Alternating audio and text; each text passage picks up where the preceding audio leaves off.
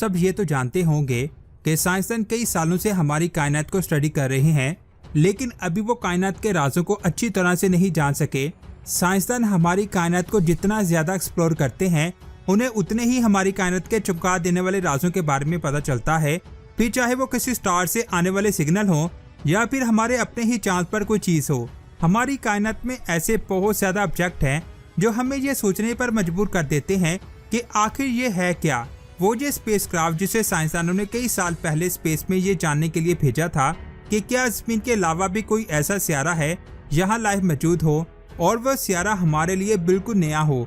अब इस स्पेसक्राफ्ट ने हमारे सोलर सिस्टम से बाहर की दुनिया से एक ऐसी आवाज को रिकॉर्ड किया है जिसे सुनकर साइंसदान हैरान हो के आखिर वो आवाज किस चीज की थी, ये आप जानोगे आज की इस वीडियो में। जिस वक्त इस स्पेसक्राफ्ट ने हमारे सोलर सिस्टम को क्रॉस किया तो ये 61,000 किलोमीटर फी घंटा की रफ्तार से ट्रेवल कर रहा था, लेकिन 2012 में इंटरस्टेलर स्पेस यानी कि हमारे सोलर सिस्टम से बाहर जाते हुए इसने एक ऐसी आवाज को रिकॉर्ड किया।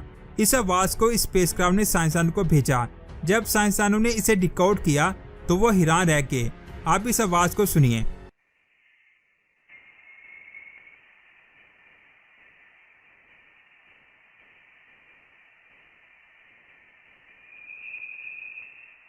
यहाँ पर आपके जहन में एक सवाल आ रहा होगा, जब हम स्पेस में किसी आवाज को सुन ही नहीं सकते तो फिर वॉचर 1 स्पेसक्राफ्ट ने इस आवाज को कैसे रिकॉर्ड कर लिया, क्योंकि स्पेस में साउंड वेव के पास ट्रैवल करने के लिए कोई भी मीडियम मौजूद नहीं है और ना ही यहाँ पर कोई गैस मौजूद है जिसकी वजह से साउंड स्पेस में कभी भी ट्रैवल नहीं कर सकती। इस आवाज की फ्रीक्वेंसी 3 किलोहर्ट्ज की थी। जिस जगह से ये आवाज वॉचर 1 स्पेसक्राफ्ट को मुसलसल सुनाई दे रही थी, उस जगह के बारे में आज तक कोई भी नहीं जान सका। कुछ साइंसदान का कहना है कि यह आवाज इंटरस्टेलर स्पेस में मौजूद प्लाज्मा वेव की वजह से जनरेट होती है और ये सिर्फ उसी जगह पर मौजूद नहीं है जहां वॉचर 1 स्पेसक्राफ्ट ने हमारे सोलर सिस्टम को क्रॉस करके इंटरस्टेलर स्पेस में कदम रखा था। ये आवाज पूरे इंटरस्टेलर स्पेस में फैली हुई है। ऐसा साइंसदान इसलिए कहते हैं क्योंकि इंटरस्टेलर स्पेस हमारे सोलर सिस्टम में मौजूद स्पेस से बहुत ही मुख्तलिफ जगह है। हमारे सोलर सिस्टम से बाहर मौजूद प्लाज्मा वेव हमारे सोलर सिस्टम में एंटर होने की कोशिश करते रहते हैं, लेकिन सूरज की मैग्नेटिक फील्ड की वजह से कोई भी प्लाज्मा वेव या फिर इलेक्ट्रोमैग्नेटिक वेव हमारे सोलर सिस्टम में एंटर नहीं हो सकती, क्योंकि सूरज का मैग्नेटोस्फीयर उन्हें सोलर सिस्टम में एंटर होने नहीं देता, जिसकी वजह से बहुत ज्यादा चांसेस हैं कि ये प्लाज्मा वेव हमारे सोलर सिस्टम में मौजूद नहीं थी और इन प्लाज्मा को सूरज ने हमारे सोलर सिस्टम में दाखिल होने नहीं दिया। बल्कि पहले भी ऐसे कई बार हो चुका है।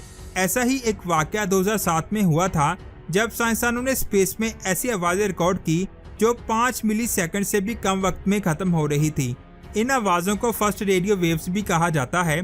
साइंसदान को अभी तक इनके सोर्स का कुछ खास पता नहीं चल सका, लेकिन उनका कहना है कि ये किसी कॉस्मिक इवेंट जैसे कि सुपरनोवा या फिर ब्लैक होल और न्यूट्रॉन स्टार के टकराने की वजह से हो सकता है।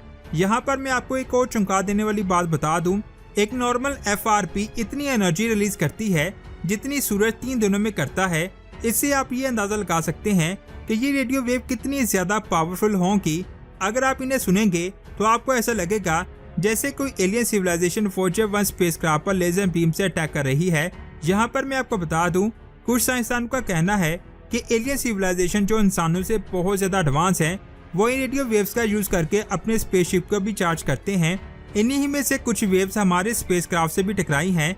ऐसी अजीबोगरीब आवाजें सुनने के लिए हमें हर बार सोलर सिस्टम से बाहर जाने की जरूरत नहीं होगी, बल्कि हम अपने सोलर सिस्टम के अंदर ही ऐसी आवाजों को सुन सकते हैं। ये स्पेसक्राफ्ट बहुत जल्द डेड होने वाला है।